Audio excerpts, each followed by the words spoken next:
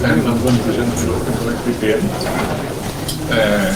These are Erica's slides, but Erica is partly contributing to this project. It's not entirely out of contributing and the web pages to see. And I will start this talk with the story that led to the Openconnect Vpn server. And then I will talk about the server itself and give them an idea of future plans and what we've done. I will talk about the server because this is what I worked on and I know better. And so let me start with the story. A few years ago, I was working in a company and I had been given the task to set up a VPN service between two routers. Two routers in a way to interconnect different networks. That's a typical VPN setup. For example, we can have something like this, where we have a LAN connected to another LAN through two routers. Or we also want to handle end users, so an end user can connect from his home to his local LAN. And of course, when we're talking about VPN, I'm assuming it's a secure VPN, so no one on the internet can eavesdrop on the connection in between. So all over this talk, I'll be assuming I'm talking about secure VPN service. So for this deployment, we have the following requirements. One was to have a very simple setup for end users. When they were at home, they were employees, maybe from in a low company, they didn't know about Linux, they didn't know about VPN. They just go to connect. So we wanted a really simple setup. In addition, we wanted a standards-based solution. We didn't want to embed our own cryptography, and we didn't want to use someone else's custom protocol. We just wanted to use something that is standard today, approved by EF or as standard. Some of the requirement was that we wanted the administrator to be able to see on the router who was connected on every moment. And not only that, we also wanted the administrator to be able to disconnect or ban users. For example, when he detects an abnormal connection from someone unexpected. And to make the long story short, in the end we used an OpenVPN-based solution with really many custom scripts to achieve what we wanted to achieve. I was not very happy with the end solution. So, and I will try to explain you why. Because we set these requirements and we want simply set up for users, for example. And however, with OpenVPN, we needed really complex configuration files to be downloaded by the user. And the user had also to select between TCP and UDP in a way that was not really understandable. I mean, as a user, I want to connect to VPN. I don't care if it uses TCP or UDP. I just want it to work. It should automatically detect what is best for my setup. So our next requirement was to rely on a standards-based solution. It was not also covered by OpenVPN because although OpenVPN works TLS for the key exchange, everything else after the key exchange was a custom new protocol. I mean, maybe it's secure, but I don't know. And the other thing is that the administrator had no overview of who is connected to the system. We had users connecting. In order to get an overview of who is connected on every moment, we had to use a lot of custom scripts which keep track of who is connecting, who is disconnecting, removing from the list. I thought this was a bad requirement in software, although we could work around it. And the last one, it was simply not possible to disconnect users from that were already connected. A few years later, I talked to some other administrator who told me that they managed to achieve by inserting firewall rules that will block a user who they want to block.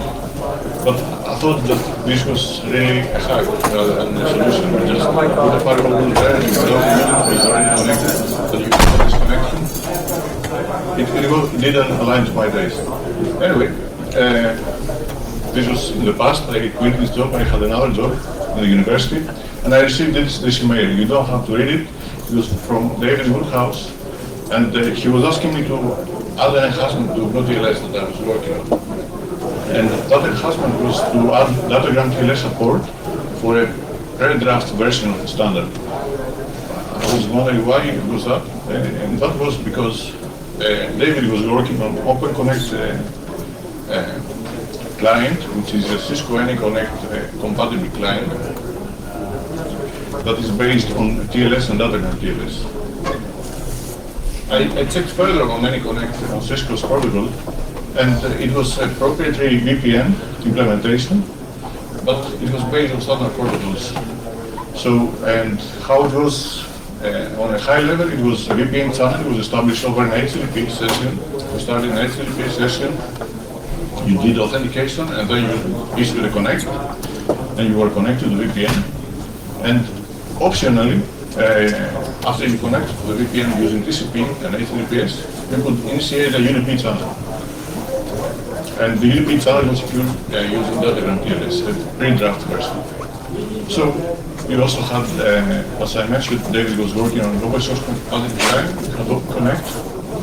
And because Cisco AnyConnect protocol is proprietary, everything I will talk during this talk will be about the Openconnect protocol, which is the protocol that the open source client talks. That is, it's compatible, but it's the protocol we know. Okay, that was the moment I realized that we had a standards compliant VPN, and I started to remember my old project. I tried to use Openconnect, the client, and let's say the command line client works like that. You write Openconnect, the server you want to connect, you get asked your username, you enter your username, you get asked your password, you enter your password, and you're connected. That was all. So that was also the moment I realized we had a very simple user setup client. Okay, it was command line, but today we have network manager plugins, we have Windows clients, based on Openconnect, we have an Android client, and it's pretty much all the same.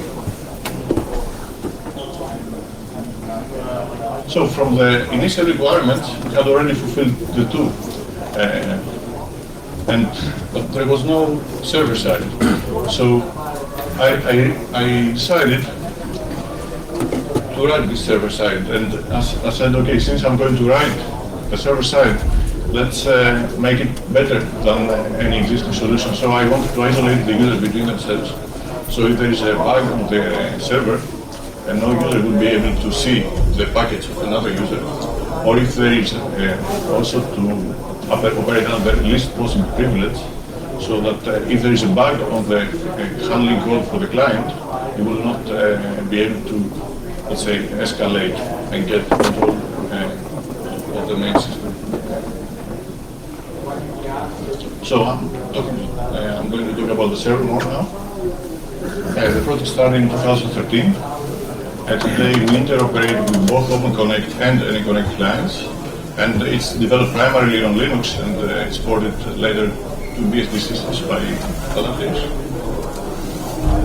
And okay, since I'm the main author for the server, I would like to sell it to you more, so I will just describe some features we have for the server. It supports password authentication using file, PAM, or radios. You can authenticate using certificates or Kerberos. Kerberos authentication is interesting because you can achieve single sign-on if you use Kerberos as your corporate authentication system. You can achieve single sign-on in the sense that you connect the VPN, and then you already have a ticket to connect to any other services.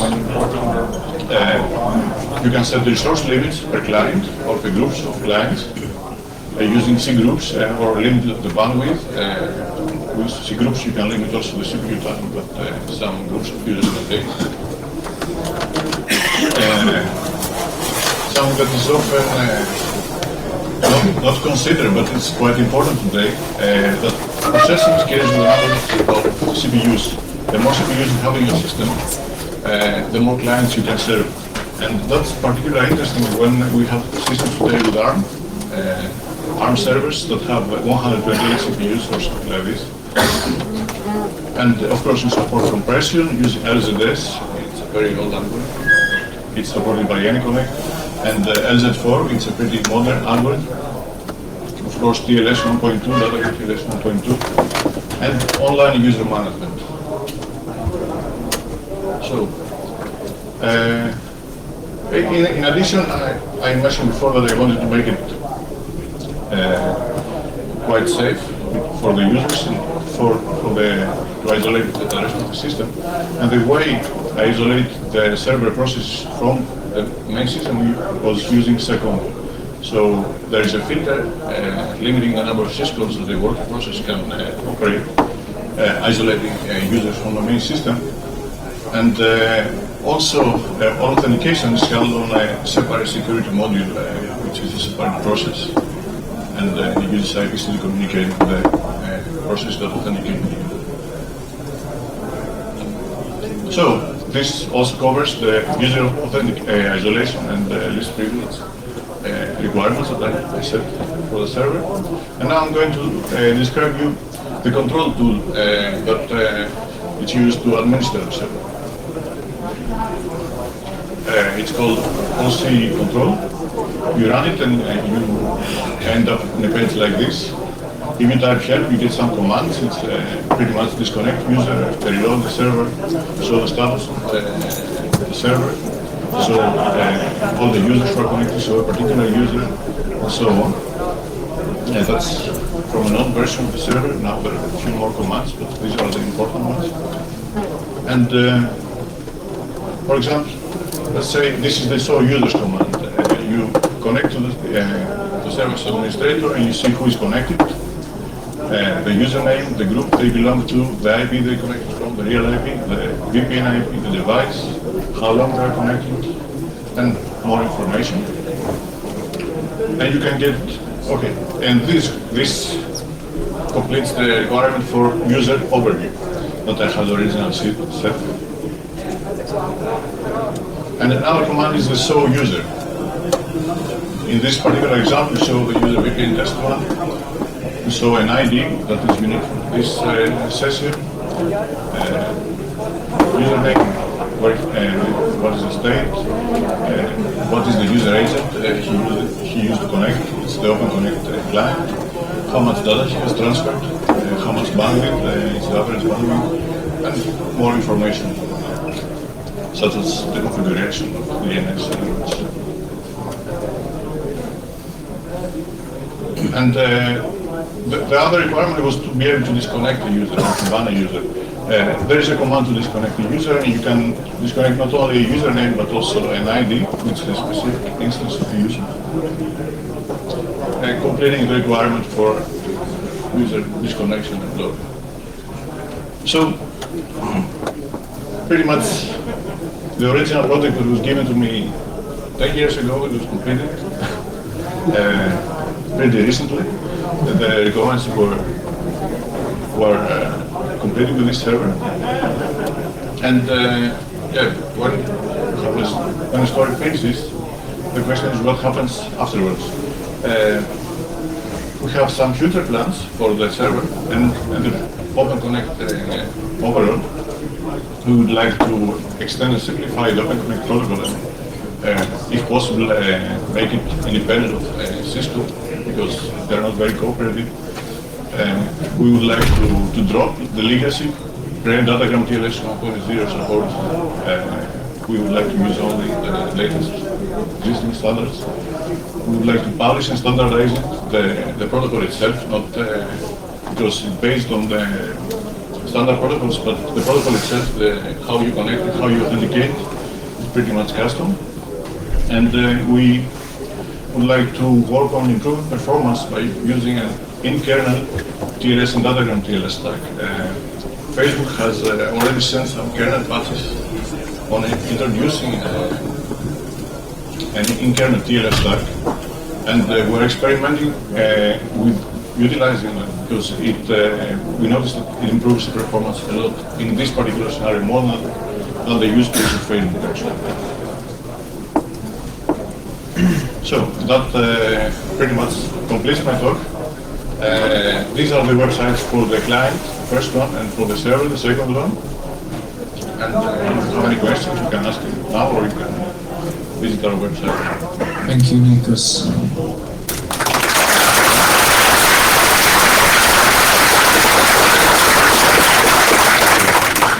Raise your hand if you want to ask a question. First one.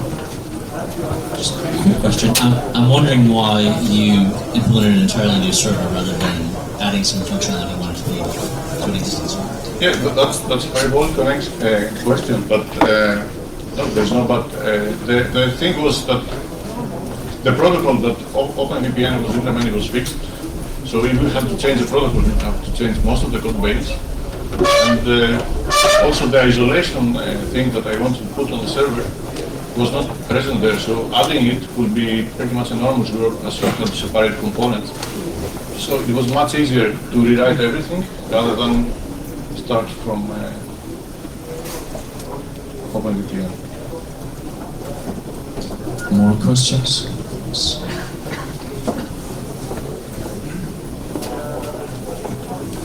The example that you showed had IPv4 addresses. Will it turn on IPv6 as well? Yes. One more thing.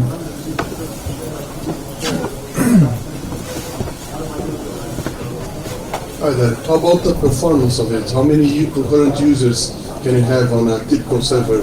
What is the use case you have for this? The last released version can scale up to 1,000 users. But that's a limitation of the select code that we use. But now we are developing on the new version that is about to be released. We have lifted the limitation. So the only limitation is the number of 2 devices that Linux can support. And I think that's around 20,000 or 15,000. I've never used this many devices. No. More questions? Over there.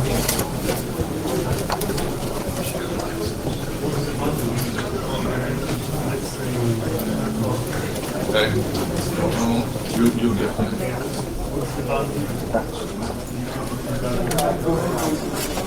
the bandwidth. It depends on the algorithm negotiated. Typically, if both the client and the server have, actually I cannot tell you the number because it depends really on the client and the server. If it is a mobile phone, it's totally different. But it's less than 80%. That sounds like a amazing project. Can you recommend to use it in production, like replace our OpenVPN? There are commercial providers using Openconnect. You can buy Openconnect, say connections, commercial companies. They sell VPN service all over the world. So I know it's already being used commercially. And if your requirement is not to scale over 1,000 users, you can use the current versions. So besides performance, you cannot see how it's It's a new server. I mean, we get bugs as more people use it. But I believe it's production ready. You can try it. Is there any Windows client? Sorry? Windows client? Yes.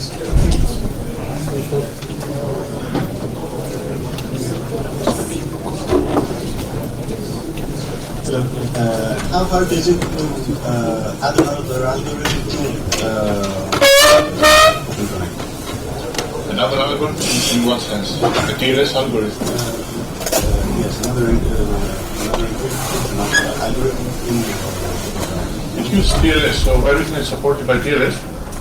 In particular, it uses GNU TLS on the backend. So every algorithm that is supported by GNU TLS will be there. So that's pretty much all. If you have the algorithm in GNU TLS, you are going to put it on the server.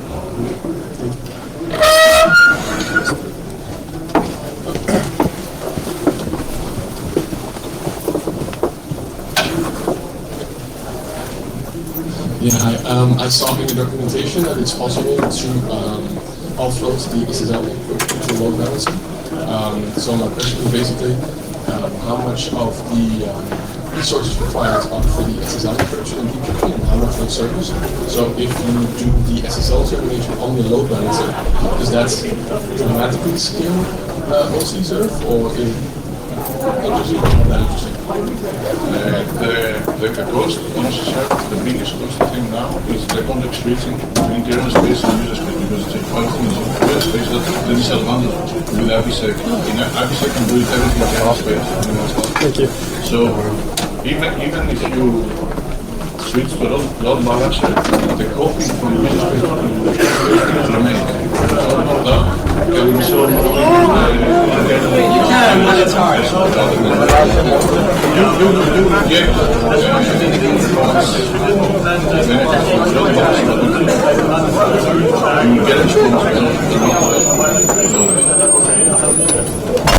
Mobile platforms are supported. Is that software in the mobile platforms?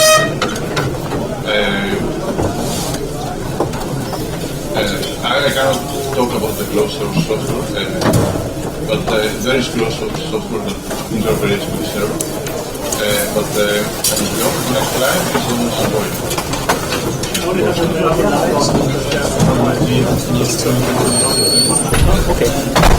Is that software open to the clients? Yes, it's open source. You can Git come install from Google Play Store. Okay, so basically there's no iOS.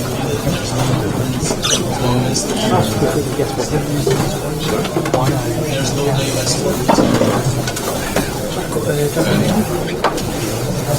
Cisco anytime, it works. But you can't say it. I cannot see. More questions?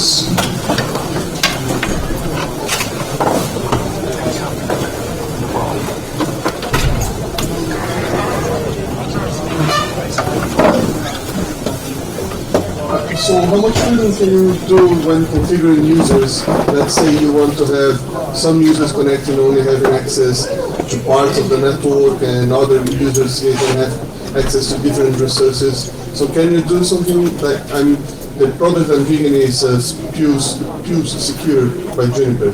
So you can have groups of people only having access to one network or other network. It makes sense. Yes, you can customize what kind of routes you send which user. In the new versions, we are also experimenting with setting firewalls. So when a user connects, it firewalls him. It doesn't not only send him these routes that you can see this part of the network, but it prevents him from using a firewall to connect anywhere else. This is pretty much experimental now, but this is the idea where we want to get. So you can pretty much do it. You can customize per user or a group of users. That's the big idea. More questions?